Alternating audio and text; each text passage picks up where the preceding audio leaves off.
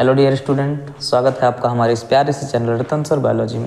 तो आज हम जो है क्लास 10th बायोलॉजी के जो इम्पॉर्टेंट जो चैप्टर था, ठीक है, रिप्रोडक्शन, वो 5 लेक्चर जो है वो क्या हुआ था, कंप्लीट हो चुका था। ठीक है, 6ठा लेक्चर जो है कल हमने कंप्लीट किया था और आज जो है लास्ट लेक्चर जो है 7वां लेक्चर जो है क्या करेंगे, आज स्टार्ट करते हैं। ठीक है, तो इस लेक्चर को समझने के लिए क्या करना पड़ेगा, वो सारे लेक्चर आप पहले कंप्लीट करिए जो इसके पहले अपलोड हो चुके हैं। ठीक है, फिर ये अच्छे से आपको समझ में आएगा। इसमें लास्ट जो टॉपिक है बचा हुआ, उसको क्या करते हैं, आज हम कंप्लीट करते हैं, बहुत ही शानदार। ठीक है, तो इसको समझने से पहले आपसे क्या है, हमारी जो है एक सजेशन है, समझिए उसको क्या करिए, पहले इसके पहले के सारे वीडियो को क्या करिए, आप देखिए। ठीक है, तो चलते हैं, आज बहुत ज़्यादा लेट ना करते हुए स्टार्ट करते हैं आज के लेक्चर को। ठीक है, तो जैसा कि आज जो है स्टार्ट करते हैं हम फीमेल रिप्रोडक्टिव सिस्टम, लेकिन उससे पहले क्या करना है, आप जो है कल जो कंप्लीट किए थे मेल रिप्रोडक्टिव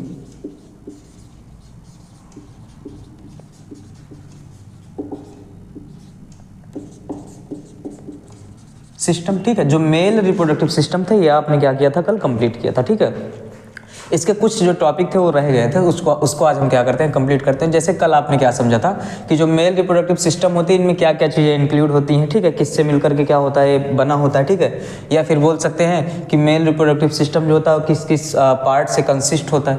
तो कल आपने देखा था कि 1 पेयर ऑफ टेस्टिस था और फिर इसके बाद एसेसरी डक्ट थे और एसेसरी क्या थे, फिर इसके बाद जो है ग्लैंड थे और फिर इसके बाद लास्ट जो था क्या था, एक्सटर्नल जेनिटेलिया। ठीक है, तो एक्सटर्नल जेनिटेलिया कुछ नहीं होता, एक्सटर्नल जेनिटेलिया जो है वो पार्ट होता है जिसको हम बोल सकते हैं जो एक पाथ का कार्य करता है। ठीक है, जहां से स्पर्म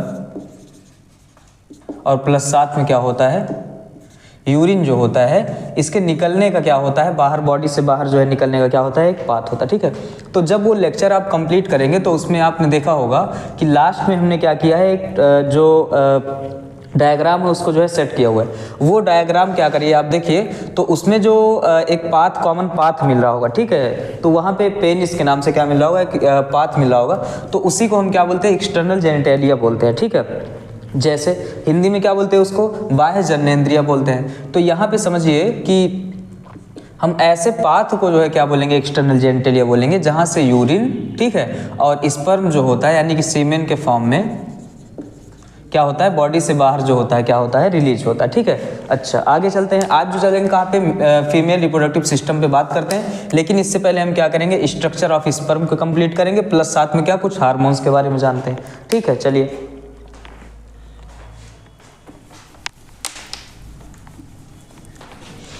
तो इसमें क्या क्या रह गया था, फॉर्मेशन ऑफ स्पर्म, स्पर्म का फॉर्मेशन आज पढ़ेंगे, कैसे स्पर्म का फॉर्मेशन। ठीक है, कुछ हार्मोन्स और साथ में क्या, ग्लैंड्स के बारे में जानना है। ठीक है, और इसके बाद स्ट्रक्चर ऑफ स्पर्म, यानी कि अब समझिए हिंदी में इसको देखिए, स्पर्म का निर्माण कहाँ होता है, कैसे होता है, उसको आप समझना है। इसके लिए कौन सा हार्मोन्स, कौन सा ग्लैंड्स जो होता है वो रिस्पॉन्सिबल होता है, ये आपको समझना है। प्लस इसके साथ आपको क्या समझना है, स्पर्म, यानी कि स्पर्म को हिंदी में क्या बोलते हैं हम, शुक्राणु, क्या बोलेंगे, शुक्राणु। तो शुक्राणु का स्ट्रक्चर आपको क्या करना है, समझना है। ठीक है, तो जल्दी से इसको क्या करते हैं, कंप्लीट करते हैं, फिर इसके बाद चलते हैं फीमेल रिप्रोडक्टिव सिस्टम पे।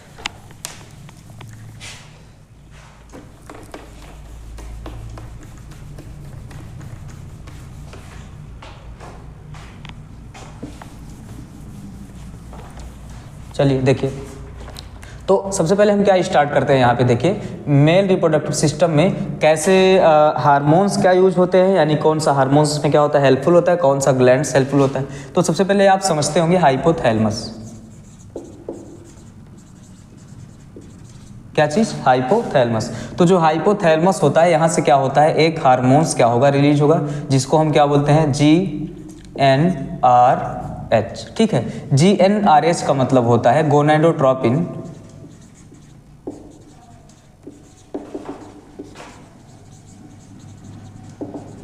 Releasing hormones. ठीक है, अब क्या हम समझाना चाह रहे हैं आपको हम यहाँ पे समझाना चाह रहे हैं हार्मोन्स प्लस ग्लैंड्स, कौन से ग्लैंड्स, जो इन हार्मोन्स के लिए रिस्पॉन्सिबल हैं, साथ ही साथ आज ही आपको अभी क्या समझ में आएगा कि जो स्पर्म का फॉर्मेशन होता है, फॉर्मेशन ऑफ स्पर्म, स्पर्म के फॉर्मेशन को हम क्या बोलते हैं यहाँ पे, स्पर्मेटोजेनेसिस, स्पर्मेटोजेनेसिस। ठीक है, तो ये टॉपिक आज क्या होगा, कंप्लीट होगा। यानी कि हिंदी में क्या बोलते हैं इसको, शुक्राणु जनन। ठीक है, तो हार्मोन समझना है आपको, ग्लैंड समझना है, फॉर्मेशन ऑफ स्पर्म, ठीक है, मतलब स्पर्म का निर्माण, जिसको क्या बोलते हैं, स्पर्मेटोजेनेसिस या फिर शुक्राणु जनन बोलते हैं। ठीक है, तो इससे आप क्या कर सकते हैं, इसको समझ सकते हैं।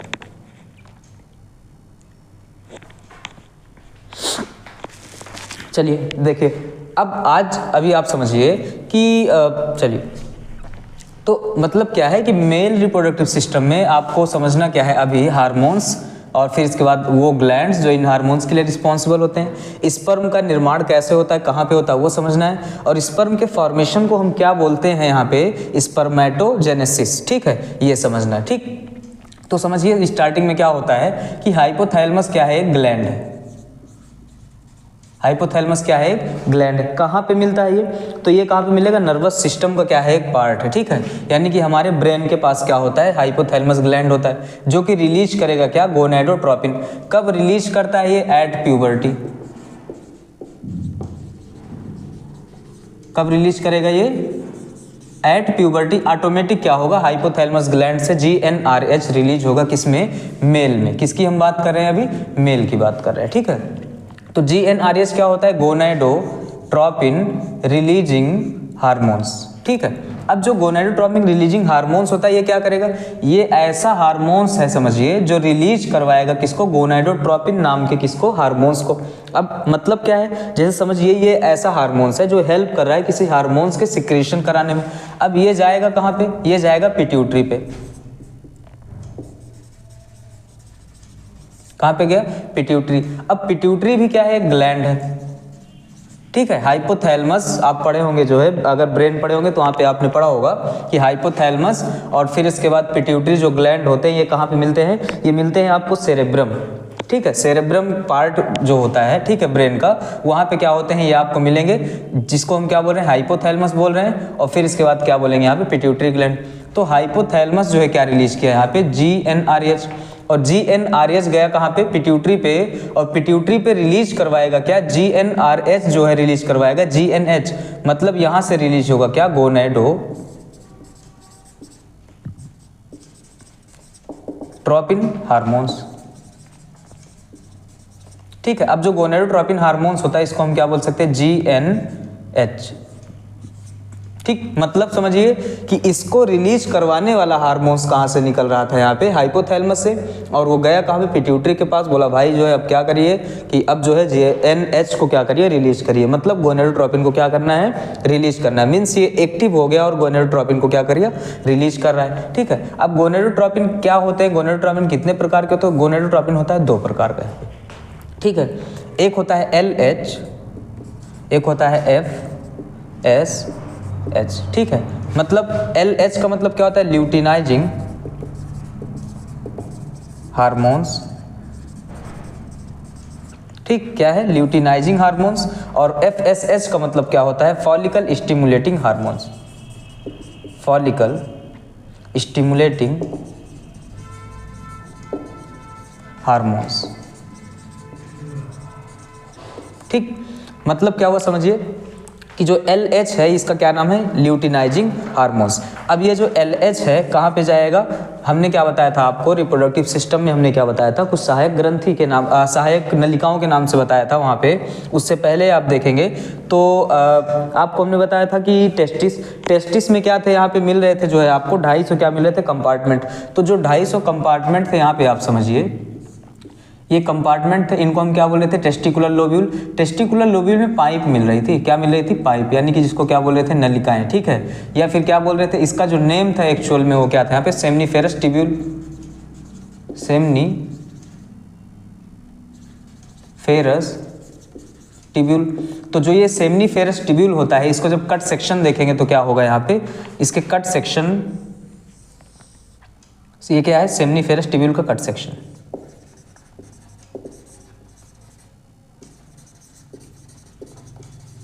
क्या हो गया ये, सेमनीफेरस टिब्यूल। ठीक है, अब सेमनीफेरस टिब्यूल कट तो नहीं रहा, ये आ रहा है, मतलब कट नहीं रहा है ना, क्लियर आ रहा है ना। ठीक, तो जो ये क्या होता है सेमनीफेरस टिब्यूल होता है, ये क्या होता है, दो प्रकार के सेल से क्या होता है, लाइन होता है, मतलब बना हुआ होता है, फिर घिरा हुआ होता बोल सकते हैं। ठीक है, तो यहाँ पे कुछ सेल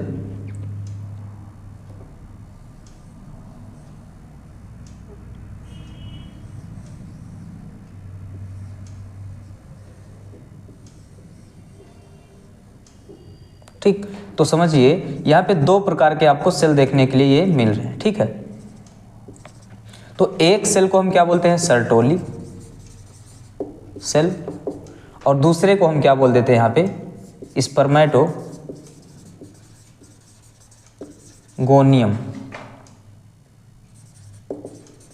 ठीक, रियल में क्या होगा आप समझिए कि जो यहाँ पे LH हार्मोन्स है, ये LH हार्मोन्स आएगा कहाँ पे, यहाँ पे सेमनीफेरस टिब्यूल में, मतलब टेस्टिस में आया, और टेस्टिस में गया किसके पास, सेमनीफेरस टिब्यूल में, और सेमनीफेरस टिब्यूल में एक सेल मिल रहा है कौन सा, स्पर्मेटोगोनियम, और स्पर्मेटोगोनियम को क्या करता है, ये एक्टिव करता है, और स्पर्मेटोगोनियम को एक्टिव करने के बाद क्या करेगा, इनमें सेल डिवीजन को क्या करता है, स्टार्ट करता है। सेल डिवीजन क्या करेगा, स्टार्ट करेगा, और ये सेल जो है सेल डिवीजन करके क्या करेंगे, फॉर्म करेंगे, यानी कि स्पर्मेटोगोनियम जो है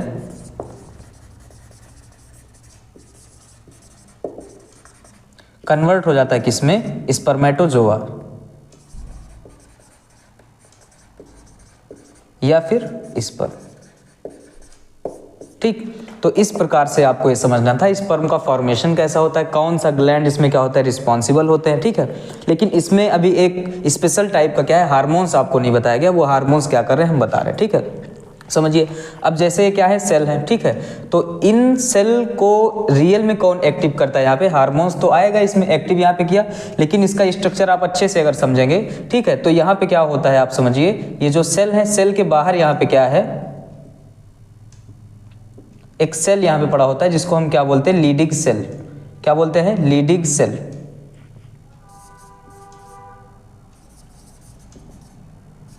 लीडिंग सेल। अब इन लीडिंग सेल से क्या होता है, एक हार्मोन्स रिलीज होगा, टेस्टोस्टेरोन।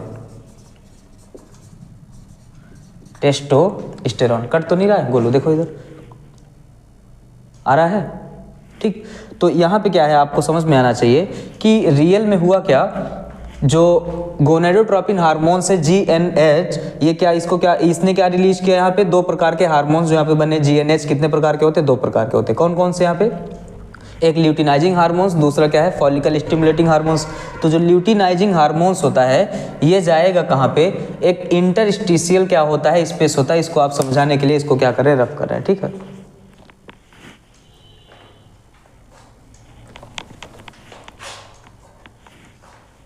तो देखिए जैसे कि आपको समझ में आना चाहिए कि जो मेल रिप्रोडक्टिव सिस्टम था, इसमें कैसे क्या होता है, टेस्टिस में जो है वो स्पर्म का फॉर्मेशन होता है। तो ये सारा समझने के लिए आप छोटा सा पॉइंट आप समझिए, हमने कल आपको क्या बताया था, ये क्या था, मान लीजिए टेस्टिस था, टेस्टिस में क्या मिल रहा था, टेस्टिकुलर लोब्यूल मिल रहा था। अब ये है टेस्टिकुलर लोब्यूल, और इस टेस्टिकुलर लोब्यूल में क्या पड़े होते थे, हमने बताया था पाइप पड़े होते हैं। ठीक है, यानी कि सेमनीफेरस टिब्यूल, वो सेमनीफेरस टिब्यूल क्या मिलता है, या तो किसी टेस्टिकुलर लोब्यूल में जो है एक मिलेगा, किसी में दो भी हो सकता है या तीन भी हो सकता है, मतलब एक से लेकर के तीन हो सकते हैं। तो ये क्या है, टेस्टिकुलर लोब्यूल, और ये क्या है, सेमनीफेरस टिब्यूल। ठीक है, अब जो सेमनीफेरस टिब्यूल होता है, ठीक, ये सेमनीफेरस टिब्यूल, इसका स्ट्रक्चर अगर हम इसको कट कर दें और कट करने के बाद इसका स्ट्रक्चर दिखाएं तो कुछ इस तरह से क्या होगा, दिखेगा। मतलब हम एक क्या कर रहे हैं यहाँ पे, टेस्टिकुलर लोब्यूल का पहले स्ट्रक्चर बना रहे हैं। मान लीजिए टेस्टिकुलर लोब्यूल है, इसके अंदर क्या मिलेंगे आपको, वो तीनों पाइप देखने के लिए मिल जाएंगे, जिसको हम क्या बोल रहे हैं, ये क्या है, टेस्टिकुलर लोब्यूल, और ये क्या है, सेमनीफेरस टिब्यूल। अब सेमनीफेरस टिब्यूल के बाहर कितने सेमनीफेरस टिब्यूल हैं, एक भी हो सकते हैं, दो भी हो सकते हैं, और तीन भी। जो भी स्पेस बच रहा है टेस्टिकुलर लोब्यूल में, मतलब हमने क्या बताया था आपको एग्जांपल, जैसे आप टेस्टिस मतलब क्या, एक घर समझ लीजिए, जब घर के अंदर जाएंगे तो कमरे कितने मिलेंगे, 250 कमरे मिलेंगे। अब 250 कमरे में से एक कमरे में जब आप जाएंगे तो वहाँ पे पाइप पड़ी होगी, एक भी पाइप हो सकती है, दो भी पाइप हो सकती है, तीन भी पाइप। तो रूम में जब आप गए तो उन पाइप, मतलब किसको, जो हमने बताया सेमनीफेरस टिब्यूल, उन पाइप को छोड़ करके रूम में जितने भी जगह बच रहे हैं, वहाँ पे जितने भी स्पेस बच रहे हैं उन रूम में पाइप को छोड़ने के बाद, उसको यहाँ पे हम क्या बोल देते हैं, उसका नाम समझिए, इंटरस्टिशियल स्पेस, क्या बोलेंगे, इंटरस्टिशियल स्पेस। और इंटरस्टिशियल स्पेस में पड़े होते हैं क्या, इंटरस्टिशियल सेल, मतलब इंटरस्टिशियल सेल। तो वो इंटरस्टिशियल सेल का नाम क्या होता है यहाँ पे आप समझिए, लीडिंग सेल। क्या होगा, लीडिंग सेल। अब जो ये लीडिंग सेल है ये आपको समझना है, ये स्पेशल टाइप का सेल है, ठीक है। मतलब समझिए कि जो ये LH है, ल्यूटिनाइजिंग हार्मोन्स है, ये एक्टिव करता है किसको, इसी लीडिंग सेल को। अब जब ये लीडिंग सेल क्या हो जाएगा, एक्टिव होगा, तो ये हार्मोन्स को रिलीज करेगा। एक बहुत ही इंपॉर्टेंट हार्मोन्स होगा जिसका नाम क्या आप सुने होंगे, ले जाओ उनसे बता दो, वाला गेटवा बंद ना करिए, ठीक, जाओ। तो देखिए, जैसे अब आपको समझना क्या है यहाँ पे मेन पॉइंट, स्पर्म का जो फॉर्मेशन होता है, ठीक है, यानी कि स्पर्मेटो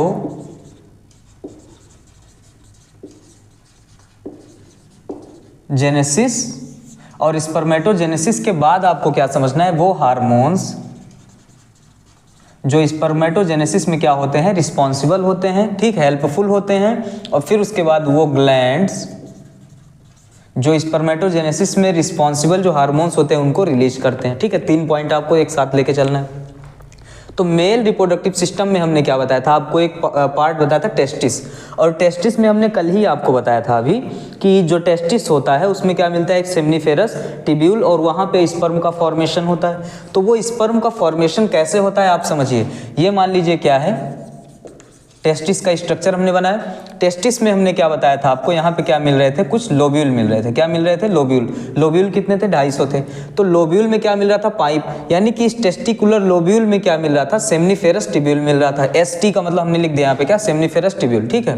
तो जो सेमनीफेरस टिब्यूल था, जब हम क्या करेंगे, एक लोब्यूल का स्ट्रक्चर बनाया हमने, एक टेस्टिकुलर लोब्यूल का स्ट्रक्चर बनाया। हमने बताया कि जो टेस्टिकुलर लोब्यूल होते हैं उसमें क्या होता है, जो सेमनीफेरस टिब्यूल होता है वो कितने हो सकते हैं, 1 भी हो सकते हैं, 2 भी हो सकते हैं, किसी में 3 भी हो सकते हैं। तो यहाँ पे हमने क्या करा, 3 जो है बना दिया, क्या, टेस्टिकुलर टिब्यूल। अब टेस्टिकुलर टिब्यूल अगर हम टेस्टिकुलर लोब्यूल में बना दिए, उसके बाद क्या है, कुछ इसमें जगह बच रहे होंगे, कुछ स्पेस बच रहे होंगे।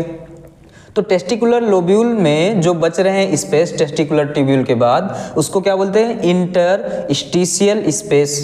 और इंटरस्टिशियल स्पेस में मिलते हैं क्या, स्पेशल टाइप के क्या मिलेंगे, कुछ सेल मिलेंगे। क्या मिलेंगे, स्पेशल टाइप के सेल। अब उन सेल को क्या बोलते हैं, इंटरस्टिशियल स्पेस में जो सेल होते हैं उनको बोलते हैं इंटरस्टिशियल सेल। यानी कि नाम क्या है, इंटरस्टिशियल सेल का नाम क्या होता है यहाँ पे, लीडिंग सेल। क्या होता है, लीडिंग सेल, ठीक है। तो जो लीडिंग सेल होता है वहां पे वो क्या करेगा, अब समझिए लीडिंग सेल क्या करता है, रियल में टेस्टोस्टेरॉन रिलीज करता है। कैसे टेस्टोस्टेरॉन रिलीज करेगा, समझिए, जब मेल में प्यूबर्टी हिट होती है, ठीक है, मतलब वो एज जब एक मेल जो होता है वो मेच्योर हो गया होता है, उसका जो मेल रिप्रोडक्टिव सिस्टम होता है वो क्या हो गया होता है, मेच्योर हो गया होता है, जो कि लगभग क्या होता है यहाँ पे 12 से 13 साल की एज में होता है, ठीक है। तो उस टाइम क्या होता है, जो हाइपोथैलेमस है वो क्या है, रिलीज करेगा एक क्या, एक हार्मोन्स, ठीक है। कौन सा हार्मोन्स होगा, GnRH। तो GnRH हार्मोन्स क्या होता है, क्या रिलीज करवाएगा यहाँ पे, समझिए, GnRH हार्मोन्स होता क्या, पहले ये समझिए। GnRH हार्मोन्स का मतलब गोनाडोट्रोपिन रिलीजिंग हार्मोन्स, मतलब ऐसा हार्मोन्स जो गोनाडोट्रोपिन को क्या करवाएगा, रिलीज करवाएगा, ठीक है। तो ये कहाँ पे जाएगा गोनाडोट्रोपिन को रिलीज करवाने, तो ये जाएगा कहाँ पे, पिट्यूटरी के पास। अब पिट्यूटरी के पास गया और पिट्यूटरी से क्या रिलीज करवाए, एक गोनाडोट्रोपिन हार्मोन, जिसके लिए वो बना था। क्यों, अंतर क्या है दोनों में डिफरेंट क्या है, ये गोनाडोट्रोपिन को रिलीज करवाने वाला हार्मोन है, और ये क्या है, गोनाडोट्रोपिन हार्मोन से रिलीज हो रहा है अब, ठीक। क्यों, क्योंकि इसको रिलीज करवाने वाला हार्मोन जो हाइपोथैलेमस से निकल रहा था वो कहाँ पे गया, पिट्यूटरी ग्लैंड पे। और पिट्यूटरी ग्लैंड पे जाने के बाद क्या किया, गोनाडोट्रोपिन रिलीज करवाया पिट्यूटरी ग्लैंड से। तो पिट्यूटरी ग्लैंड पे जब वो गया तो 2 प्रकार का यहाँ पे 2 टाइप का क्या हुआ, गोनाडोट्रोपिन हार्मोन से रिलीज हुआ, जो कि क्या है, एक ल्यूटिनाइजिंग हार्मोन्स है, और दूसरा क्या होता है, फॉलिकल स्टिमुलेटिंग हार्मोन्स, यानी कि इसको LH बोलते हैं, इसको क्या बोलते हैं, FSH बोलते हैं। तो अब समझिए क्या होगा, जो ल्यूटिनाइजिंग हार्मोन्स है ये कहाँ पे जाएगा, जो है टेस्टिस में जाएगा।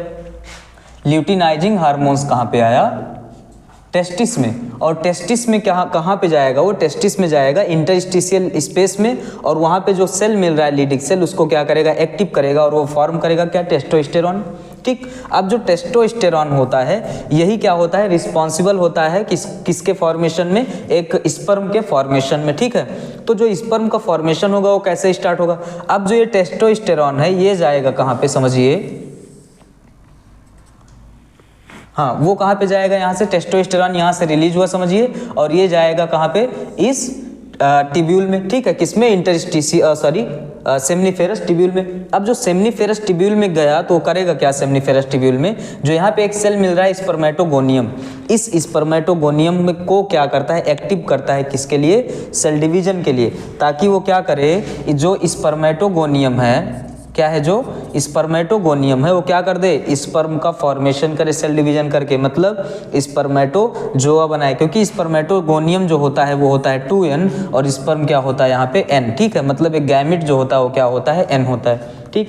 मतलब आप सीधा सीधा समझिए, आपको पॉइंट क्या समझने थे कि मेल रिप्रोडक्टिव सिस्टम में जो टेस्टिस मिलते हैं, टेस्टिस क्या करता है, स्पर्म के फॉर्मेशन के लिए रिस्पॉन्सिबल होता है। अब वो जो टेस्टिस है वो कैसे स्पर्म का फॉर्मेशन करेगा समझिए, हाइपोथैलेमस यानी कि जो ब्रेन था वहां से रिलीज हुआ कौन सा हार्मोन्स, गोनेडोट्रोपिन हार्मोन्स, वो गोनेडोट्रोपिन हार्मोन्स कहाँ पे गया, पिट्यूटरी ग्लैंड पे गया, वो भी कहाँ पे होता है, सेरेब्रम पार्ट में होता है ब्रेन के। तो जब पिट्यूटरी ग्लैंड पे गया तो वहां से क्या रिलीज करवाया, गोनेडोट्रोपिन, 2 प्रकार का गोनेडोट्रोपिन था हमने बताया अभी, जो LH और FSH है। तो LH जो है वो कहाँ पे जाएगा, LH जो है जाएगा लीडिंग सेल के पास, ठीक, लीडिंग सेल कहाँ पे मिल रहा है, यहाँ पे हमने बताया था अभी, ठीक है, लीडिंग सेल के पास गया, लीडिंग सेल को क्या करेगा, एक्टिव करेगा कि अब क्या करो, टेस्टोस्टेरॉन का फॉर्मेशन करो। तो लीडिंग सेल क्या करेगा, टेस्टोस्टेरॉन का फॉर्मेशन करेगा। अब ये टेस्टोस्टेरॉन गया कहाँ पे जाएगा, जो हमने बताया सेमनीफेरस टिब्यूल, ठीक है, मतलब इतना दूर यहाँ पे हमने सिर्फ बनाया है, लेकिन यहीं पे आप समझ सकते हैं कि इसी स्पेस में क्या होता है, लीडिंग सेल होता है, यहाँ से रिलीज होकर के यहीं बगल में क्या है, इंटरस्टिशियल यहाँ पे क्या मिल रहा है, सेमनीफेरस टिब्यूल मिल रहा है, वहाँ पे क्या करेगा, वो जाएगा और वहाँ पे क्या मिलेगा, जो यहाँ पे सेल मिल रहा है स्पर्मेटोगोनियम, उसको एक्टिव करेगा सेल डिवीजन करने के लिए, और वो स्पर्मेटोगोनियम सेल डिवीजन करके क्या करेगा, स्पर्मेटोजोआ का फॉर्मेशन करेगा, ठीक है, यानी कि स्पर्म का फॉर्मेशन। इस प्रकार से आपको क्या समझ में आया कि स्पर्मेटोजेनेसिस जो होता है वो कहाँ पे होता है, यानी कि टेस्टिस में। हार्मोन्स कौन कौन से हैं, जो इंपॉर्टेंट मेन हार्मोन्स है यहाँ पे कौन है, टेस्टोस्टेरॉन, ठीक है, और फिर इसके बाद दूसरा जो ग्लैंड्स होते हैं वो कौन होते हैं, इसमें ग्लैंड्स मिला हाइपोथैलेमस, और दूसरा कौन सा मिला, पिट्यूटरी, ठीक है, तो ये क्या है, सभी ग्लैंड्स होते हैं, ठीक। आगे चलते हैं, तो देखिए यानी कि हार्मोन्स और ग्लैंड्स, ठीक है, और साथ ही साथ क्या होता है, जो स्पर्म का फॉर्मेशन, यानी कि स्पर्मेटोजेनेसिस, ठीक है, जिसको क्या बोलते हैं, शुक्राणु जनन बोलते हैं। मतलब स्पर्मेटोजेनेसिस क्या होता है, इसमें स्पर्म का क्या होता है, फॉर्मेशन, ठीक है, ये ऐसा प्रोसेस है जिसमें क्या होता है, स्पर्म का फॉर्मेशन होता है, उसको क्या बोलते हैं, स्पर्मेटोजेनेसिस। ये सारा आपको अभी हमने समझाया, ये ठीक है। नेक्स्ट पॉइंट आपको क्या समझना है, अब स्ट्रक्चर समझना है किसका, स्पर्म का, यानी कि इसका क्या समझना है, यहाँ पे स्ट्रक्चर समझना है। तो जल्दी से क्या करते हैं, इसका स्ट्रक्चर आप समझिए, फिर आगे चलते हैं, ठीक है।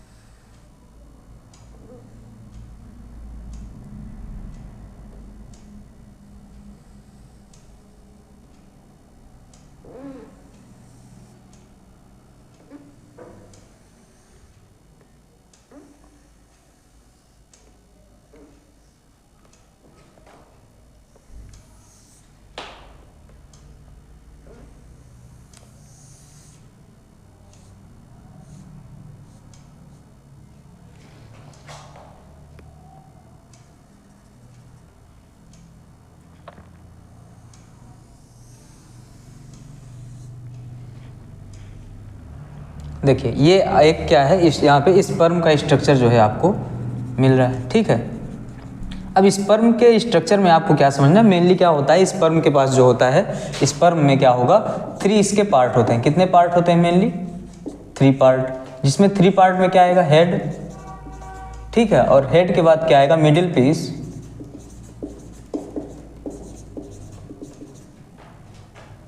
और फिर इसके बाद मिडिल पीस के बाद यहाँ पे क्या आ जाएगा आपका, यानी मिडिल पीस बोल दो या फिर मिडिल पार्ट बोल दो यहाँ पे, ठीक है। और उसके बाद क्या आ जाएगा यहाँ पे फ्लैजिला, या फिर क्या बोल सकते हैं उसको, टेल बोल सकते हैं, या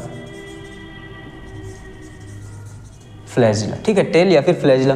तो इसको हम क्या बोल रहे हैं यहाँ पे, हेड बोल रहे हैं, ठीक है, क्या बोल देंगे, हेड। लेकिन हेड के पहले यहाँ पे समझिए एक पार्ट यहाँ पे मिल रहा है जिसको हम जो ऊपर एक टॉप पार्ट देख रहे हैं इसको हम क्या बोलते हैं, एक्रोसोम बोलते हैं। क्या बोलेंगे यहाँ पे, एक्रोसोम। क्या बोल देंगे, एक्रोसोम।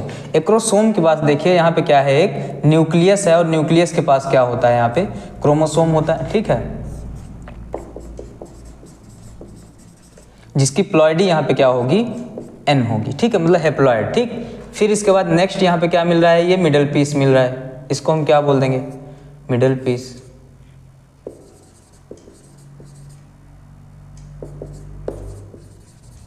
मिडल पार्ट, ठीक है। अच्छा, ये पॉइंट क्या है, यहाँ से लेकर के और यहाँ तक टोटल क्या मिल रहा है, इसको हम क्या बोल देंगे यहाँ पे, फ्लैजिला, ठीक है। अब समझिए यहाँ पे इसका थोड़ा एक्सप्लेनेशन हम करते हैं, ठीक, कि जो एक्रोसोम होता है ये क्या करता है, कंटेन रखता है एंजाइम, क्या करेगा, कंटेन एंजाइम, एंजाइम कंटेन रखेगा। और ये एंजाइम क्या करता है, फर्टिलाइजेशन में क्या करता है, हेल्प करता है, ठीक है। मतलब ओवम से क्या करता है, जो मेटिंग होती है, जो ओवम से क्या करेगा, फ्यूज करेगा, उसमें क्या करेगा, ये एंजाइम जो होता है वो हेल्प करता है, ठीक है। नेक्स्ट जो न्यूक्लियस है, तो न्यूक्लियस के पास क्या है, जेनेटिक मटेरियल है। न्यूक्लियस क्या कंटेन रख रहा है, जेनेटिक मटेरियल, कंटेन जेनेटिक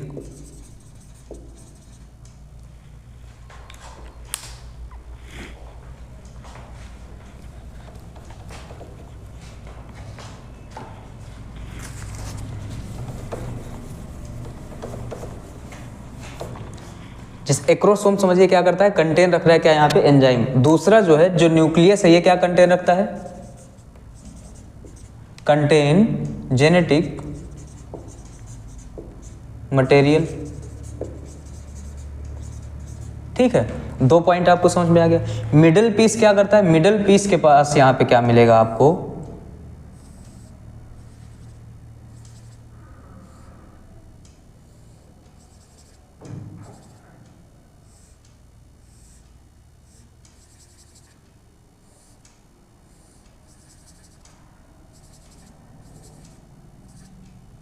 ये क्या मिल रहा है, माइटोकॉन्ड्रिया, ठीक। मिडल पीस के पास क्या है यहाँ पे, माइटोकॉन्ड्रिया, और वो माइटोकॉन्ड्रिया क्या होता है, इसको एनर्जी प्रोवाइड करेगा, ठीक, क्या करेगा, प्रोवाइड एनर्जी, किसके लिए, अब जो एनर्जी है क्या करेगा, ये एनर्जी जो है हेल्प करेगा, विच हेल्प इन मोटालिटी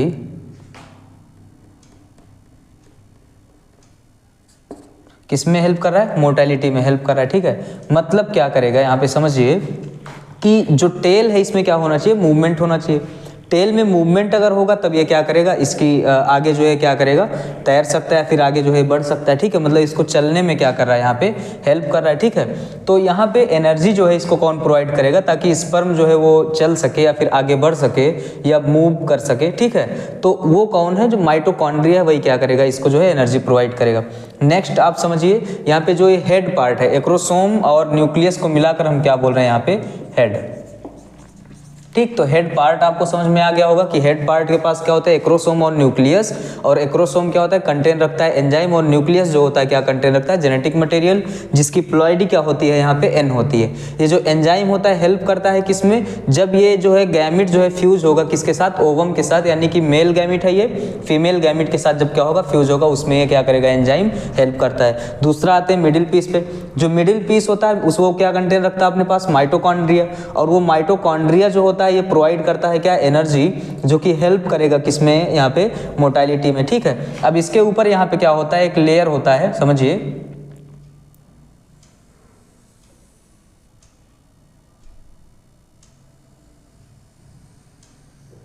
ठीक, इसको हम क्या बोलते हैं, प्लाज्मा मेम्ब्रेन बोलते हैं। यहाँ पे जो ये लेयर मिल रहा है, एक्स्ट्रा लेयर जो मिल रहा है, उसको क्या बोल रहे हैं यहाँ पे हम, प्लाज्मा मेम्ब्रेन। ठीक, तो इसको हम क्या बोले यहाँ पे, प्लाज्मा मेम्ब्रेन, यहीं पे लिख दे रहे हैं।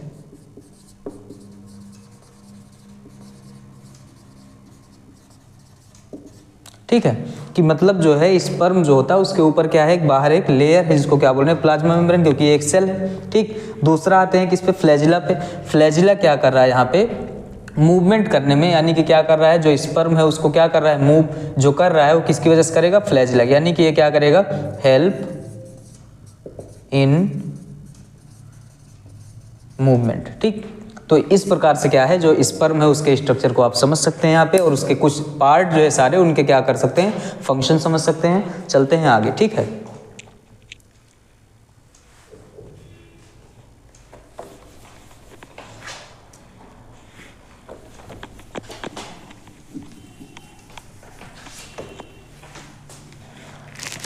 तो अब देखिए, अब हम चलते हैं, मेल रिप्रोडक्टिव सिस्टम आपका कंप्लीट हो गया, स्पर्म का फॉर्मेशन हो गया, कौन कौन सा हार्मोन्स जो होता है वो इसमें रिस्पॉन्सिबल होता है। तो जब यहाँ पे हार्मोन्स के बारे में पूछेगा तो आप क्या बताएंगे यहाँ पे, टेस्टोस्टेरॉन। ठीक है, चलिए आगे, टेस्टोस्टेरॉन किस सेल को क्या करता है, एक्टिव करता है यहाँ पे, तो आप बता सकते हैं टेस्टोस्टेरॉन जो होता है स्पर्मेटोगोनियम को क्या करता है यहाँ पे, एक्टिव करेगा, और स्पर्मेटोगोनियम वो सेल डिवीजन करना स्टार्ट करेगा, जो कि क्या करेगा, स्पर्म का फॉर्मेशन करेगा, स्पर्म में क्या होगा, कन्वर्ट हो जाएगा। ठीक, अब हम चलते हैं, मेल रिप्रोडक्टिव सिस्टम हो गया, गैमेट बन गया, अब चलेंगे कहाँ पे, फीमेल रिप्रोडक्टिव सिस्टम। तो जो फीमेल रिप्रोडक्टिव सिस्टम होता है उसका स्ट्रक्चर आप समझिए, उसके कुछ फंक्शन समझिए, और फिर उसके बाद क्या करते हैं, कुछ टॉपिक है जो कि क्या करेंगे हम आज कंप्लीट करेंगे। ठीक है, चलिए देखिए, फीमेल रिप्रोडक्टिव सिस्टम का स्ट्रक्चर बना रहे हैं, उसको हम समझा रहे हैं, और फटाक से उसके बाद क्या करते हैं, चलते हैं नेक्स्ट टॉपिक पे। ठीक,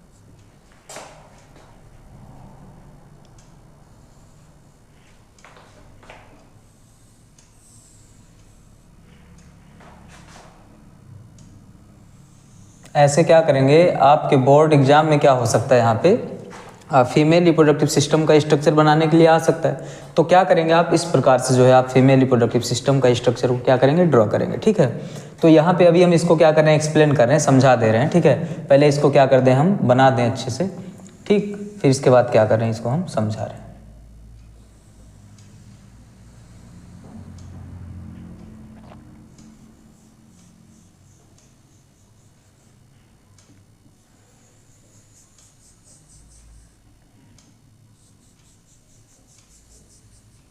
ठीक, अब देखिए, तो यहाँ पे सबसे पहले हम लिख दे रहे हैं कि फीमेल रिप्रोडक्टिव सिस्टम में क्या क्या पार्ट्स होते हैं वो इंक्लूड होते हैं। ठीक है, तो सबसे पहला जो होता है आप समझिए, फर्स्ट क्या आएगा इसमें, यूटेरस। पहला क्या आएगा यहाँ पे, यूटेरस आएगा, और यूटेरस के बाद जो मिलेगा आपको यहाँ पे क्या मिलेगा, फैलोपियन ट्यूब। तो सारी चीज़ों को मैं इंक्लूड करके एक ही जगह पे क्या बोल रहा हूँ, एसेसरी क्या आता है यहाँ पे, डक्ट आता है। ठीक है, सेकेंड नंबर पे क्या आएगा, एसेसरी डक्ट। ठीक है, तो यूटेरस हो गया और फिर इसके बाद क्या हो गया यहाँ पे एसेसरी डक्ट हो गया, ठीक है। अब एसेसरी डक्ट में क्या क्या चीज़ें क्लियर होती, क्या क्या चीज़ें होती हैं अभी आपको आगे हम समझा रहे हैं। एसेसरी डक्ट के बाद यहाँ पे क्या आएगा, एक्सटर्नल जेनिटेलिया।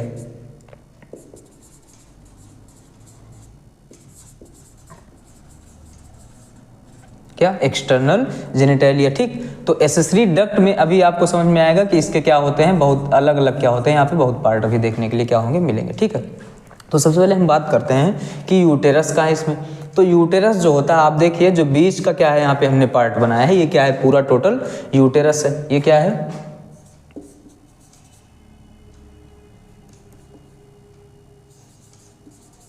यूटेरस हो गया, ठीक है, ये यूटेरस है। अब यूटेरस के बाहर आपको क्या मिल रहा होगा, 3 वाल मिल रहा होगा, यानी कि लेयर मिल रहा होगा, जिसको हम क्या बोलते हैं, यूटेरिन वाल बोलते हैं, ठीक है।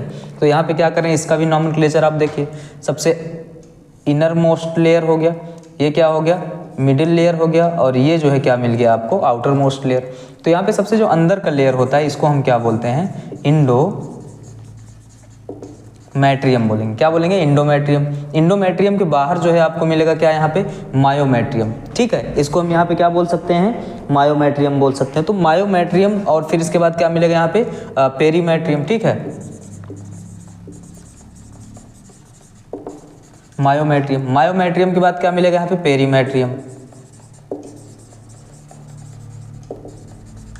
ठीक। मतलब आप समझिए, आपको 2 पॉइंट अभी सिर्फ समझना है कि फीमेल रिप्रोडक्टिव सिस्टम में क्या क्या चीज़ें इंक्लूड होती हैं। तो एक यूटेरस होता है, एसेसरी डक्ट होता है, फिर इसके बाद क्या है, एक्सटर्नल जेनिटेलिया। और एक्सटर्नल जेनिटेलिया के बाद यहाँ पे एक पॉइंट यहाँ पे छूट गया है, एसेसरी डक्ट, और साथ में यहाँ पे क्या मिलेगा, ओवरी।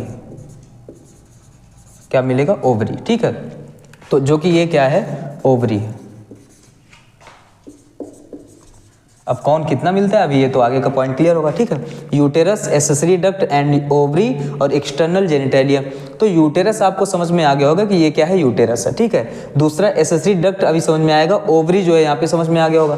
फिर तीसरा पॉइंट आपको क्या समझना है कि जो यूटेरस होती है, इसकी वॉल कितनी होती है, यहाँ पे 3 वॉल होते हैं, इंडोमेट्रियम, मायोमेट्रियम और फिर इसके बाद पेरीमेट्रियम। यानी कि इनर मोस्ट लेयर इंडोमेट्रियम, फिर इसके बाद आउटर मोस्ट क्या है, पेरीमेट्रियम, और जो बीच का लेयर होता है, मिडिल लेयर, उसको क्या बोल देंगे हम यहाँ पे, मायोमेट्रियम बोल देंगे, ठीक है।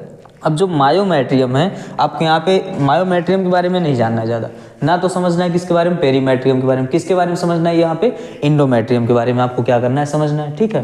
तो जो ये इंडोमेट्रियम होता है, इंडोमेट्रियम में आप समझिए ये फंक्शन क्या होता है, इंडोमेट्रियम का कार्य क्या होता है, ठीक है।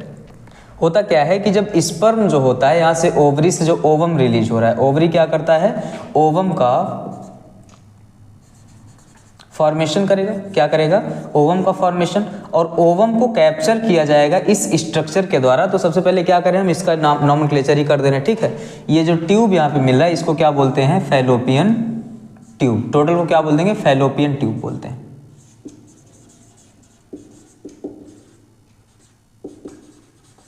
क्या बोल देंगे, फैलोपियन ट्यूब, या फिर क्या बोलते हैं, ओविडक्ट बोलते हैं, या फिर क्या बोलेंगे, ओविडक्ट, ठीक है। तो चाहे आप फैलोपियन ट्यूब बोलिए या फिर ओविडक्ट बोलिए। अब फैलोपियन ट्यूब में कौन कौन सी पार्ट आते हैं, तो यहाँ पे जो सबसे पहला आपको मिला होगा, इसको क्या बोलते हैं, इस्थमस। फिर इसके बाद क्या है, जो एम्पुला। एम्पुला के बाद जो मुड़ा हुआ पार्ट यहाँ पे मिल रहा है, इसको हम क्या बोलते हैं, इनफंडिबुलम, ठीक है। तो इस्थमस और इनफंडिबुलम, ऐसे आप समझ लीजिए। मैं यहाँ पे लिख दे रहा हूँ, ओविडक्ट में कौन कौन से पार्ट आते हैं यहाँ पे, या फैलोपियन ट्यूब में, ओविडक्ट में। तो सबसे पहला कौन आता है यहाँ पे, हमने बताया इस्थमस। इस्थमस हो गया। दूसरा कौन सा आएगा, दूसरा पार्ट आएगा एम्पुला, ठीक है। एम्पुला के बाद जो तीसरा पार्ट इसका आएगा, वो कौन आएगा यहाँ पे, इनफंडिबुलम,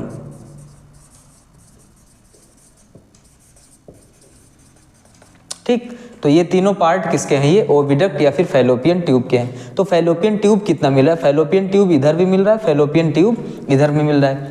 इनफंडिबुलम के पास यहाँ पे एक स्ट्रक्चर आपको दिख रहा होगा, फिंगर लाइक, ठीक है, जो कि ये क्या मिल रहा है आपका, फिंगर लाइक स्ट्रक्चर है। और यहाँ भी आप देखिए क्या है, फिंगर लाइक स्ट्रक्चर आपको मिल रहा होगा। अब जो फिंगर लाइक स्ट्रक्चर होता है, इसको हम क्या बोलते हैं यहाँ पे, फिम्बरी, ठीक है। क्या बोलेंगे, फिम्बरी, ठीक, ये क्या है, फिम्बरी है। ठीक, फिम्बरी का फंक्शन क्या होता है, फंक्शन अभी हम सबके बता रहे हैं, पहले नॉमेनक्लेचर आप देख लीजिए। तो यहाँ पे ये जो स्ट्रक्चर मिल रहा है इसको हम क्या बोलते हैं, फिम्बरी।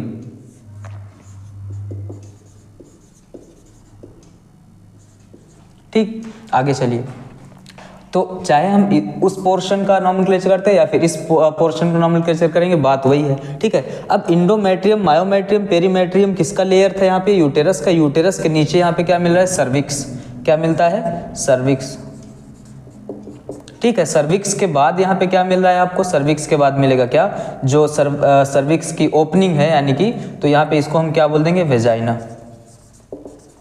ठीक है, तो ये क्या है, स्ट्रक्चर है किसका, एक फीमेल रिप्रोडक्टिव सिस्टम का। क्या क्या चीज़ें इसमें हैं आप देखिए, यूटेरस, यूटेरस ये मिल रहा है यहाँ पे, इसको यूटेरिन कैविटी बोलते हैं। यूटेरस के पास क्या होते हैं, 3 वॉल होते हैं जिसको क्या बोलते हैं, इंडोमेट्रियम, मायोमेट्रियम और पेरीमेट्रियम। ठीक है, और फिर इसके बाद यहाँ पे क्या मिल रहा है, जो है एसेसरी डक्ट। अब एसेसरी डक्ट में कौन कौन से पार्ट आते हैं ये आप यहाँ पे अब क्या कर सकते हैं, समझ सकते हैं। ठीक है, कि एसेसरी डक्ट में कौन कौन से यहाँ पे पार्ट आएंगे। ठीक है, तो देखिए यहाँ पे एसेसरी जो क्या होते हैं, एसेसरी डक्ट होते हैं। ठीक, इसमें कौन कौन से डक्ट आते हैं। ठीक, तो ये सारे जो है यहाँ पे एक प्रकार की क्या है, डक्ट्स ही आपको मिले, यानी कि नलिकाएं ही मिल रही हैं। ठीक, हिंदी में क्या बोलते हैं, नलिका बोलते हैं। जिसमें क्या है, यूटेरस भी एक डक्ट के तरीके कार्य कर रहा है। दूसरा क्या है, यहाँ पे जो फैलोपियन ट्यूब है वो भी डक्ट के तरीके कार्य कर रहा है, क्योंकि नाम देख रहे हैं ओविडक्ट। फिर इसके बाद जो सर्विक्स और वेजाइना मिल रहा है ये भी क्या है, ओविडक्ट, सॉरी एसेसरी डक्ट के तरीके ही कार्य कर रहा है। यानी कि एसेसरी डक्ट में अगर आपको समझना है कौन कौन से पार्ट आ रहे हैं, तो सबसे पहले फैलोपियन ट्यूब आ रहा है। ठीक है, फिर इसके बाद यूटेरस, और यूटेरस के बाद कौन आएगा यहाँ पे, सर्विक्स। सर्विक्स के बाद और कौन आएगा यहाँ पे, वेजाइना।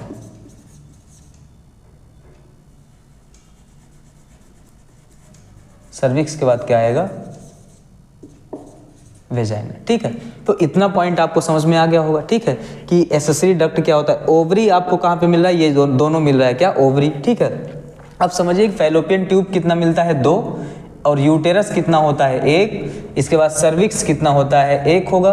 वेजाइना कितना होगा, ये भी 1। और फिर इसके बाद ओवरी जो है कितना होता है यहाँ पे, ओवरी कितना मिलेगा यहाँ पे, 2 मिलता है। एक्सटर्नल जेनिटेलिया का नंबर क्या होता है, 1 होता है। यूटेरस तो बताया क्या होता है, 1 होता है। ठीक है, इसके बाद ओविडक्ट आप देखिए, अगर यहाँ पे फैलोपियन ट्यूब क्या मिल रहा है, 2 मिल रहा है, यानी कि फैलोपियन ट्यूब 2 मिल रहा है, तो इसके जितने भी पार्ट होंगे वो भी कितने मिलेंगे, यहाँ पे डबल मिलेंगे। ठीक है, तो जब आप क्या करिए, एक्सप्लेनेशन करिए, तो उसमें क्या कर सकते हैं आप, इन सभी चीज़ों को क्या कर सकते हैं, इंक्लूड कर सकते हैं। फिम्बरी क्या होता है, फिंगर लाइक स्ट्रक्चर होता है। ठीक है, जो कि क्या होते हैं, इसका कोई नंबर नहीं हम बता सकते। ठीक है, इसमें अच्छा आगे क्या समझना है, यहाँ पे इंडोमेट्रियम का फंक्शन, क्या, इंडोमेट्रियम का फंक्शन। अब जो इंडोमेट्रियम होता है इसमें क्या होता है, इम्प्लांटेशन एक टॉपिक होता है, वो आपको समझना था कि इम्प्लांटेशन क्या होता है। ठीक है, तो आप समझिए जब क्या होता है, मेल गैमिट यानी कि स्पर्म, मेल गैमिट यानी कि क्या बोलेंगे हम, स्पर्म जो है वो वेजाइना सर्विक्स से होते हुए यूटेरस के थ्रू कहाँ पे पहुँचता है, यहाँ पे इस्तमस से ही होते हुए एम्पुला के पास पहुँचेगा। और ओवरी जो है ओवम रिलीज करा, और ओवम को रिलीज करके क्या करा, वो भी जो है एम्पुला में पहुँचा। यानी कि एम्पुला में क्या पहुँचा, यहाँ पे इधर से आया क्या, स्पर्म, और इधर से यहाँ से क्या है, ओवम, और दोनों फ्यूज करने के बाद क्या बन गया, यहाँ पे एक 2n सेल, जिसको क्या बोले, जायगोट। अब जो जायगोट होता है वो धीरे धीरे क्या करता है, यहाँ पे डेवलप करेगा, और डेवलप करने के बाद क्या करता है, यहाँ पे जो है एम्ब्रियो में डेवलप करेगा, धीरे धीरे यहाँ पे आएगा, क्या बन जाएगा, एम्ब्रियो। अब जो एम्ब्रियो है वो क्या करेगा, इसमें इम्प्लांट होगा। इम्प्लांट होने का मतलब इंडोमेट्रियम की लाइनिंग में क्या होता है, एम्ब्रियो जो है वो धंस जाता है, और फिर यहाँ पे क्या करता है, वो धीरे धीरे ग्रो करता है, और ग्रो करने के बाद यहाँ पे क्या होता है, वो फीटस में जो है क्या करता है, डेवलप करता है। ठीक है, तो एम्ब्रियो जो है धीरे धीरे डेवलप करेगा, डेवलप करने के बाद क्या बनेगा, वो फीटस, और उस फीटस का क्या होगा, जन्म होगा। ठीक है, तो जन्म जब होगा उसका, तो ये क्या करता है, एक बर्थ कैनाल के रूप में कार्य करता है, इसलिए इसको हम सर्वाइकल कैनाल और वेजाइनल ओपनिंग यानी वेजाइना को क्या बोल देते हैं हम, बर्थ कैनाल। ठीक, तो फंक्शन आपको पता हो गया हो कि ये क्या करता है, help in implantation, help in implantation. ठीक है, नेक्स्ट एक पॉइंट यहीं पे और हम आपको बता दे रहे हैं कि देखिए यहाँ पे अगर प्रेगनेंसी के लिए ये इंपॉर्टेंट नहीं है कि यहाँ पे जो स्पर्म है और ओवम है उसका क्या हो जाए, फ्यूजन हो जाए। मतलब फ्यूजन से या फर्टिलाइजेशन से हम ये क्लियर नहीं कह सकते हैं कि यहाँ पे क्या है, प्रेगनेंसी जो है वो धारण होगी या प्रेगनेंसी जो है वो क्या होगी, कंप्लीट होगी। ठीक है, जब तक क्या हो रहा है, ये एम्ब्रियो जो है यानी कि ये जायगोट डेवलप कर रहा है एम्ब्रियो में, और एम्ब्रियो जो है वो अगर इंडोमेट्रियम की लाइनिंग में इम्प्लांट नहीं हो रहा है तब तक हम क्या बोल सकते हैं, प्रेगनेंसी जो है यहाँ पे नहीं धारण होगा। यानी कि इसके दो पॉइंट है, पहले तो क्या होना चाहिए, स्पर्म जो है वो ओवम से क्या होना चाहिए, यहाँ पे कंप्लीट रूप से फ्यूज होना चाहिए, और फ्यूज होने के बाद क्या होना चाहिए, यहाँ पे जायगोट का फॉर्मेशन, वो जायगोट जो है डेवलप करना चाहिए एम्ब्रियो में, और एम्ब्रियो के बाद इम्प्लांट होना चाहिए इंडोमेट्रियम में, तब हम बोल सकते हैं यहाँ पे क्या हुआ, प्रेगनेंसी जो है वो कंप्लीट हुई। ठीक है, नेक्स्ट पॉइंट आपको समझना क्या है यहाँ पे, दूसरा पॉइंट, ठीक है, कि जो ओवरी होता है, ये ओवरी क्या करता है, ओवम रिलीज करता है। ठीक है, तो ओवम जो रिलीज होता है यहाँ पे, अब आप समझिए कि ओवम कब रिलीज होता है। ठीक है, तो यहाँ पे ओवरी जो होगा दो टाइप का हार्मोन्स रिलीज करेगा, उन हार्मोन्स का नाम आपको समझना है, एस्ट्रोजन और दूसरा क्या है, प्रोजेस्टेरॉन। ठीक, पहला क्या आपको हमने बताया कि ये क्या है, हार्मोन्स है, ये दोनों क्या हैं, मेल फीमेल के क्या हैं, जो रिप्रोडक्टिव क्या होते हैं, हार्मोन्स होते हैं, वो क्या है, एस्ट्रोजन और प्रोजेस्टेरॉन। कौन रिलीज करता है यहाँ पे, ओवरी। ठीक है, तो जो एस्ट्रोजन और प्रोजेस्टेरॉन होता है ये क्या करता है, हेल्प करता है यहाँ पे ओवम का क्या करने में, रिलीज करने में या ओवम के बनने में। ठीक है, आगे, अब जब ओवम बना तो ये फिम्बरी के द्वारा क्या किया जाएगा, कैप्चर कर लिया जाता है। ठीक है, नेक्स्ट पॉइंट आपको क्या समझना है, हार्मोन्स के बाद दूसरा जो टॉपिक आपसे पूछा जा सकता है कि इम्प्लांटेशन क्या होता है, इम्प्लांटेशन भी हमने आपको बता दिया। ठीक है, फीमेल रिप्रोडक्टिव सिस्टम का स्ट्रक्चर आपसे पूछा जा सकता है, ये भी आपका क्लियर हो गया। इसके बाद यूटेरस क्या हो सकता है, यूटेरस क्या होता है, ये भी आपको समझ में आ गया कि यूटेरस जो होता है एक क्या है, हम बोल सकते हैं साइट है, या फिर ऐसा स्थान बोल सकते हैं जहाँ पे क्या करेगा, जो एम्ब्रियो है वो क्या करेगा, ग्रो करेगा। ठीक है, इम्प्लांटेशन तो इसमें हो लेकिन ग्रो क्या करेगा, यूटेरस में करेगा। ठीक, आगे बस फीमेल रिप्रोडक्टिव सिस्टम में आपको इतना ही समझना था। आगे चलते हैं किधर, आपको नेक्स्ट पॉइंट आपको क्या समझना है, आप फीमेल रिप्रोडक्टिव सिस्टम के बाद कुछ हार्मोन्स तो आपको समझ में आ गया होंगे, एक दो हार्मोन्स होते हैं। एसटीडी आपको समझना है कि ऐसे डिजीज के बारे में आपको समझना है आज कि जो सेक्सुअल कांटेक्ट से क्या होते हैं, फैलते हैं। ठीक है, मतलब ऐसे डिजीज या ऐसे रोग के बारे में आपको क्या करना है, स्टडी करना है यहाँ पे नेक्स्ट पॉइंट में, कि जो नॉर्मली जैसे बुखार हो गया, खांसी जुकाम, ये नहीं। ठीक है, तो जो सेक्सुअल कांटेक्ट होने से क्या होता है, फैलता है। अब यहाँ पे समझिए कि हम जो है यहाँ पे क्या बोल सकते हैं, जब देखिए सेक्सुअल कांटेक्ट को हम और क्या बोल सकते हैं यहाँ पे, अब नेक्स्ट पॉइंट में आप समझिए। ठीक, सेक्सुअल कांटेक्ट को हम नॉर्मल लैंग्वेज में हम क्या बोलते हैं, मैटिंग। क्या बोल सकते हैं, मैटिंग, या फिर बोल सकते हैं इंटरकोर्स। ठीक है, मैटिंग, इंटरकोर्स, सेक्सुअल कांटेक्ट। तो जो डिजीज है वो हम क्या बोल सकते हैं, मैटिंग के थ्रू होने वाले डिजीज, या फिर सेक्सुअल इंटरकोर्स के होने वाले डिजीज। ठीक है, या फिर हम क्या बोल सकते हैं, एसटीडी। ठीक है, जो साइंस के लैंग्वेज में आपको ये मिलेगा वो किस नाम से मिलेगा, एसटीडीज। ठीक है, मतलब सेक्सुअल ट्रांसमिटेड डिजीज, ऐसे डिजीज जो सेक्सुअल कांटेक्ट होने से क्या होते हैं, एक व्यक्ति से दूसरे व्यक्ति में, एक पर्सन से दूसरे पर्सन में क्या होते हैं, फैलते हैं, उनके बारे में क्या करना है आपको यहाँ पे स्टडी करना है। तो सबसे पहले हम क्या कर रहे हैं, इसको रफ कर रहे हैं, फिर आगे चलते हैं कहाँ पे, सेक्सुअल ट्रांसमिटेड डिजीज पे। ठीक,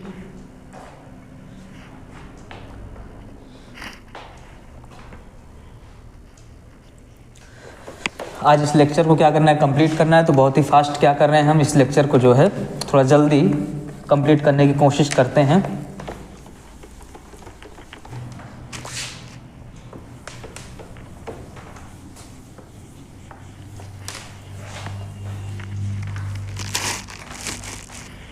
चलिए, तो नेक्स्ट पॉइंट आपको क्या समझना था, एसटीडीज।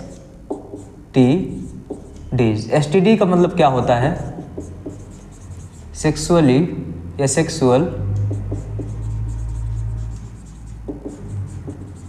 Transmitted disease. ठीक है, मतलब ऐसे डिजीज के बारे में बात करेंगे जो सेक्सुअल कांटेक्ट से क्या होता है, एक व्यक्ति से दूसरे व्यक्ति में क्या होता है, ट्रांसफर होता है या फिर फैलता है। ठीक है, अब सेक्सुअल ट्रांसमिटेड डिजीज जो होते हैं वो किसके द्वारा फैल सकते हैं, यानी कि इसके फैक्टर नहीं बोल सकते, यानी कि इसके वेक्टर क्या हो सकते हैं। ठीक है, तो यहाँ पे समझना सबसे पहले वायरस यानी कि वायरल, ये बैक्टीरियल भी हो सकते हैं, पहला बैक्टीरियल ही लिख रहे हैं। फिर इसके बाद वायरल, और वायरल के बाद यहाँ पे आपको समझना है, यहाँ पे प्रोटोजोवन से भी होते हैं, ठीक है।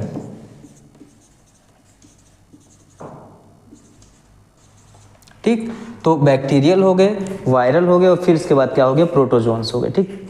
तो यहाँ पे सबसे पहला आपको क्या समझना है कि जो बैक्टीरियल डिजीज होता है ये क्या होता है। तो यहाँ पे हम बोल सकते हैं जो है पहले हम इसको नोट कर ले रहे, फिर उसके बाद आपको समझा दे रहे, ठीक है। जैसा कि आप समझिए जो STD है यानी कि सेक्सुअल ट्रांसमिटेड डिजीज, ठीक है, ये कितने टाइप से फैल सकते हैं, इसके वेक्टर कौन कौन से हो सकते हैं। तो ये 3 तरीके से क्या हो सकते हैं, फैल सकते हैं। सबसे पहले हो सकता है कुछ बैक्टीरिया की वजह से फैल रहे हो, या फिर कुछ वायरस की वजह से फैल रहे हो। बैक्टीरिया से होगा तो बैक्टीरियल बोल देंगे, वायरस से होगा तो वायरल बोल देंगे। अगर प्रोटोजोआ से हो रहा है तो प्रोटोजोन्स क्या बोलते हैं, डिजीज बोलते हैं, ठीक है।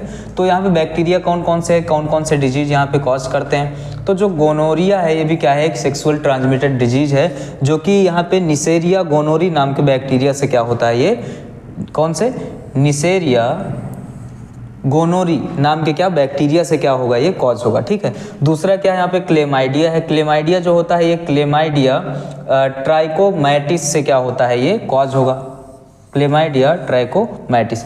तीसरा क्या है यहाँ पे, सिफिलिस। सिफिलिस जो होता है ट्रेपिनोमा पैलिडम नाम के जो बैक्टीरिया होता है उससे क्या होता है, कॉज होता है, ठीक है। नेक्स्ट क्या समझना है, जो वायरल है, वायरल क्या होता है, एड्स, ठीक है। यानी कि वायरल जो होता है किससे, वायरल क्या होगा यहाँ पे, सॉरी, जो वायरल होगा इसमें डिजीज कौन सा आएगा, एड्स आएगा। लेकिन जो यहाँ पे वायरस है क्या है, HIV, ठीक है। एड्स का जो फुल फॉर्म होता है यहाँ पे आप समझ सकते हैं, ठीक है, कि एक्वायर्ड इम्यूनो एंड डिफिशियंसी क्या होता है, सिंड्रोम होता है, ठीक है। और ये किस वायरस के द्वारा क्या होता है यहाँ पे जो है कॉज होता है, तो HIV। यहाँ पे लिख दे रहे हैं इसका full name,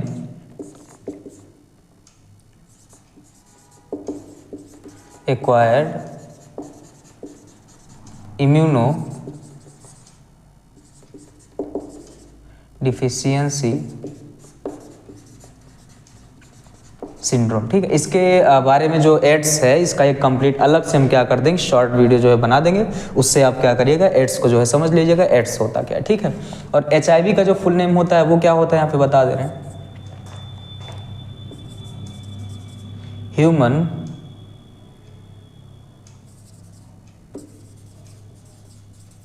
immuno deficiency virus. मतलब समझिए, थोड़ा सा बता दे रहे हैं यहाँ पे, एक्वायर्ड इम्यूनो डिफिशियंसी सिंड्रोम का मतलब है, तो पहले मतलब तो ये है कि सिंड्रोम जो होता है ये ग्रुप ऑफ डिजीज होता है, क्या है, ग्रुप ऑफ डिजीज है, ठीक है। और डिफिशियंसी का मतलब क्या होता है, यहाँ पे कुछ कमी हो रहा है, क्या कमी हो रहा है, जो इम्यून सिस्टम है, कैसा इम्यून सिस्टम, जो एक्वायर्ड है, ठीक है। अब यहाँ पे समझिए एक्वायर्ड इम्यून सिस्टम तो 2 टाइप के होते हैं, एक्वायर्ड और इनेट होता है। लेकिन जल्दी से आप समझिए कि एक्वायर्ड इम्यून सिस्टम क्या होता है, ये ऐसे इम्यून सिस्टम की बात कर रहा है जो आपको आपके बर्थ के बाद मिलेगा, यानी जन्म के बाद जो इम्यून सिस्टम या इम्यूनिटी आपको मिलती है उसको क्या बोलते हैं, एक्वायर्ड इम्यूनिटी। तो ऐसी इम्यूनिटी को क्या कर देता है, कमजोर कर देता है, जिसकी वजह से ढेर सारे आपको डिजीज हो जाते हैं, डिजीज का सामना करना पड़ता है। तो इस कंडीशन को हम क्या बोलते हैं, एड्स बोलते हैं। ये किसकी वजह से होता है, एक यहाँ पे क्या है, स्पेशल टाइप का क्या है, यहाँ पे वायरस है, इसको हम क्या बोलते हैं, ह्यूमन इम्यूनो डिफिशियंसी वायरस। यानी कि ऐसा वायरस है जो ह्यूमन में क्या कर रहा है, इम्यून सिस्टम को क्या कर दे रहा है, कमजोर कर दे रहा है, ठीक है। और इसकी वजह से जो डिजीज हो रहे हो क्या है, एक्वायर्ड इम्यूनो डिफिशियंसी सिंड्रोम। मतलब जो एक्वायर्ड इम्यूनिटी है उसमें क्या हो जा रही है, कमी हो रही है, जिसकी वजह से ढेर सारे क्या हो रहे हैं, डिजीज हो जा रहे हैं, ठीक है। नेक्स्ट प्रोटोजोन्स जो होते हैं ये क्या है, ट्राइकोमोनियासिस। और ये किस प्रोटोजोआ से होता है, तो ट्राइकोमोनास से होता है, ठीक है। आगे चलते हैं, नेक्स्ट आपको क्या समझना है, STD के बाद आपको यहाँ पे नेक्स्ट पॉइंट पे आपको समझना है जो है फैमिली प्लानिंग, ठीक। क्या समझना है, फैमिली प्लानिंग। तो इसको रफ करते हैं और चलते हैं फैमिली प्लानिंग पे।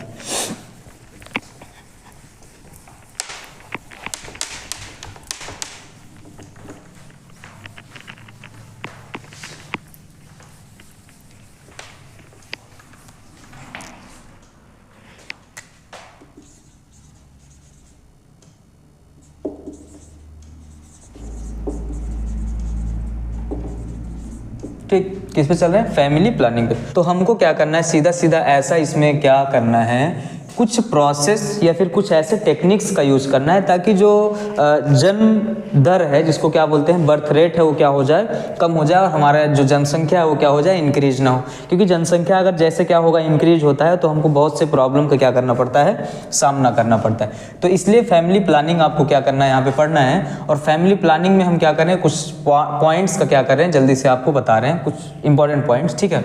इसके तरीके जो हो सकते हैं वो फिजिकल भी हो सकते हैं, ठीक है, केमिकल भी हो सकते हैं, ठीक है, और फिर इसके बाद यहाँ पे क्या हो सकते हैं, फिजिकल हो गया, केमिकल, सर्जिकल, ठीक।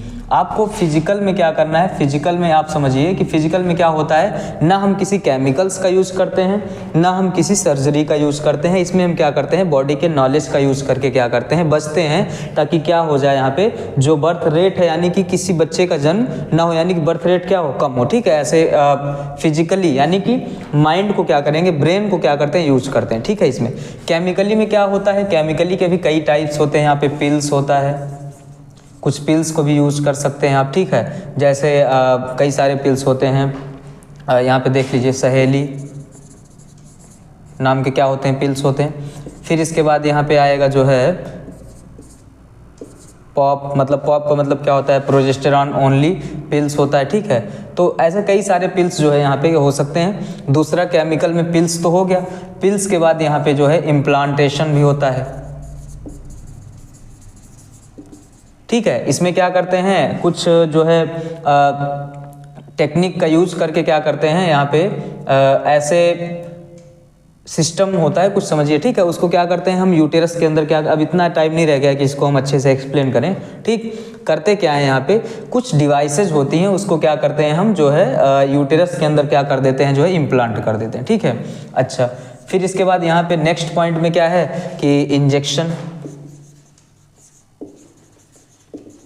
कुछ इंजेक्शन का यूज करके क्या करते हैं, केमिकली तो ये भी है, ठीक है। कुछ इंजेक्शन का यूज करते हैं ताकि क्या हो, यहाँ पे जो गर्भ धारण ना हो, मतलब प्रेगनेंसी से क्या कर रहे हैं, इसमें हम बच रहे हैं, ठीक है। एक सीधा तरीका है जिससे प्रेगनेंसी से क्या करना है, बचना है। फिजिकल में हमने क्या बताया कि बॉडी के नॉलेज को यूज करते हैं। केमिकल में पिल्स हो सकता है, पिल्स का यूज करके जो है प्रेगनेंसी से बचा जा सकता है। हो सकता है इम्प्लांटेशन, मतलब क्या कर सकते हैं इसमें हम कि कुछ डिवाइसेस का यूज कर सकते हैं इम्प्लांटेशन में, जिससे डिवाइस को हम क्या करते हैं जो है यूटेरस के अंदर क्या करते हैं, इम्प्लांट कर देते हैं। फिर इसके बाद क्या है, यहाँ पे इंजेक्शन, मतलब इसमें क्या करते हैं, कुछ इंजेक्शन का यूज करते हैं। नेक्स्ट जो है सर्जिकल में, ये इंपॉर्टेंट है, ये आपसे पूछ सकता है। तो सर्जिकल में आपको क्या करना है, दो टाइप यहाँ पे क्या करना है, पढ़ना है, ठीक। कितने टाइप पढ़ने हैं सर्जिकल में, दो, ठीक है। एक क्या होता है यहाँ पे वासेक्टॉमी,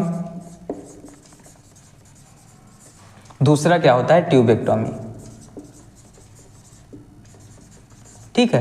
तो यहाँ पे क्या है, जो वासेक्टॉमी है और ट्यूबेक्टॉमी होता है, ये क्या है, एक टाइप का परमानेंटली जो है हम क्या कर सकते हैं, जो है यहाँ पे प्रेगनेंसी से बचा जा सकता है, ऐसा क्या है, ये माध्यम है, ठीक है। तो नेक्स्ट पॉइंट में आपको ये समझना है यहाँ पे, ठीक। तो यहाँ पे जो वासेक्टॉमी होता है, ट्यूबेक्टॉमी होता है, ऐसा समझिए, वासेक्टॉमी का मतलब होता है वास डिफरेंस से, किससे, वास डिफरेंस से, ठीक है। ट्यूबेक्टॉमी का मतलब होता है फैलोपियन ट्यूब। अब आप बताइए कि वास डिफरेंस जो होता है कहाँ पे मिलता है, मेल में, ठीक है।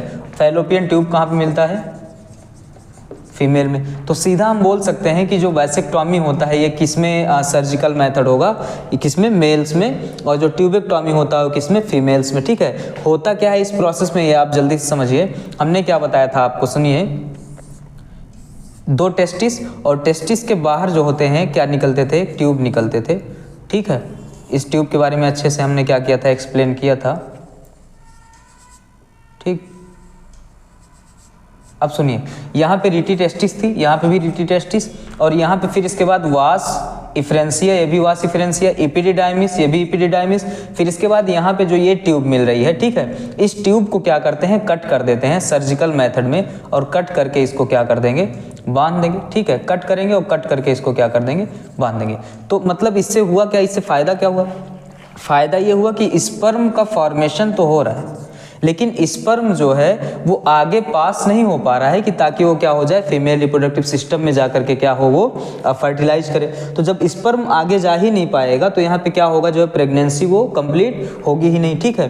तो ये भी एक माध्यम है, यानी कि वैसेक्टॉमी में क्या करते हैं, जो यहाँ पे ये वाली ट्यूब मिल रही है जिसको क्या बोल रहे हैं, वास डिफरेंस बोल रहे हैं, इसको क्या करते हैं, कट कर देते हैं। और कट इसलिए करते हैं ताकि क्या हो जाए, स्पर्म जो है वो फॉर्म तो हो लेकिन आगे वो पास ना हो पाए।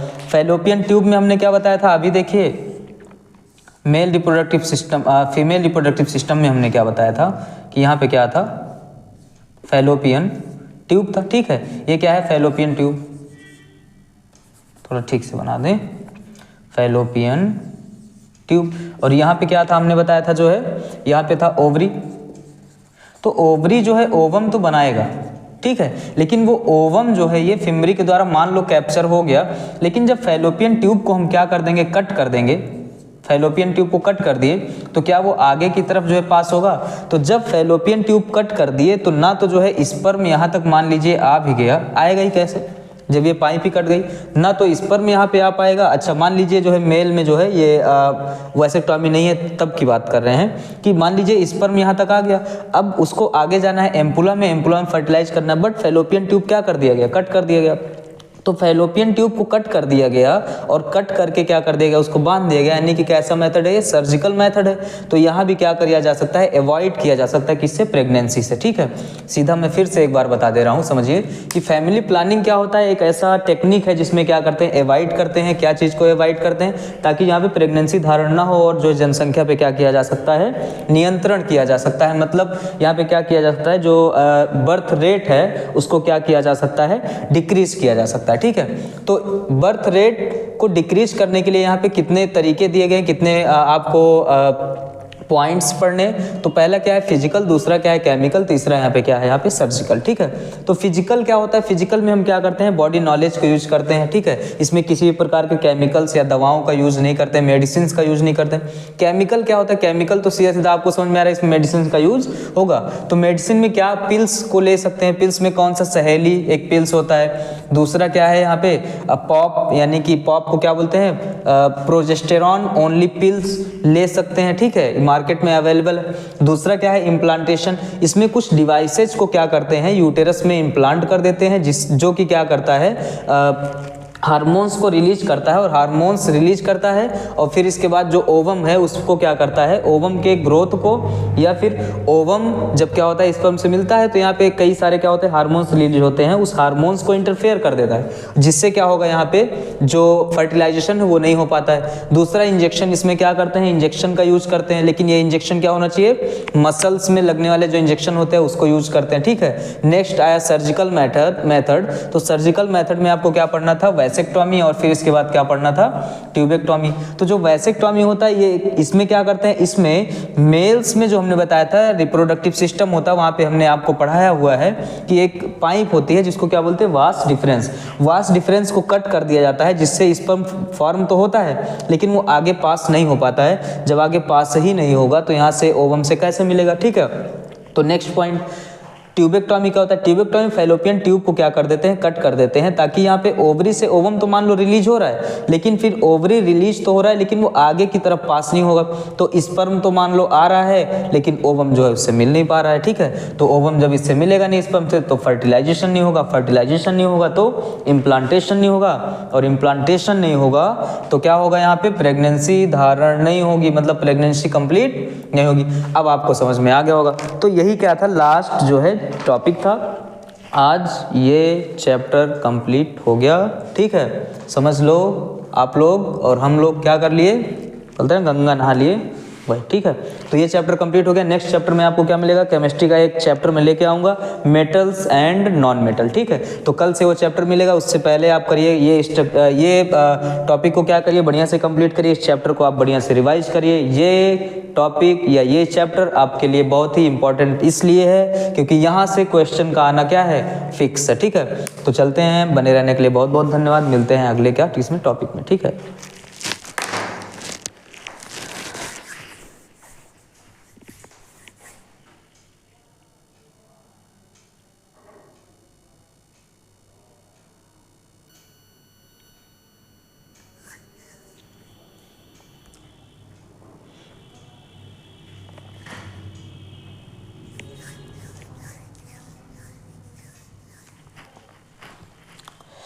कैमरा गड़बड़ हो जाने के कारण कैमरा सही से सेट नहीं था, इसलिए इसको हम फिर समझा दें। यहाँ से आपको हो सकता है समझ में ना आया हो ये वैसेक्टॉमी, क्योंकि वो कैमरा इधर सेट हो गया था। ठीक है, तो समझिए कि हमने क्या बताया था, स्पर्म का फॉर्मेशन तो यहाँ होता है, लेकिन स्पर्म का फॉर्मेशन हो रहा है, ठीक है, बट ये आगे की तरफ पास नहीं हो रहा है। क्यों? क्योंकि हमने क्या बताया था यहाँ पे, मान लीजिए टेस्टिस से एक पाइप निकल रहा था यहाँ से रीटी टेस्टिस के बाद, ठीक है, और ये क्या हो रहा था, आगे की तरफ पास हो रहा था, ठीक है, और ये इसी से स्पर्म आगे जा रहा था। ठीक, तो जब इस पाइप को वास डिफरेंस वाली पाइप को क्या कर देंगे, कट कर देंगे, तो स्पर्म तो बन रहा है, तो क्या स्पर्म जो है वो आगे बढ़ पाएगा, देखिए यहाँ से।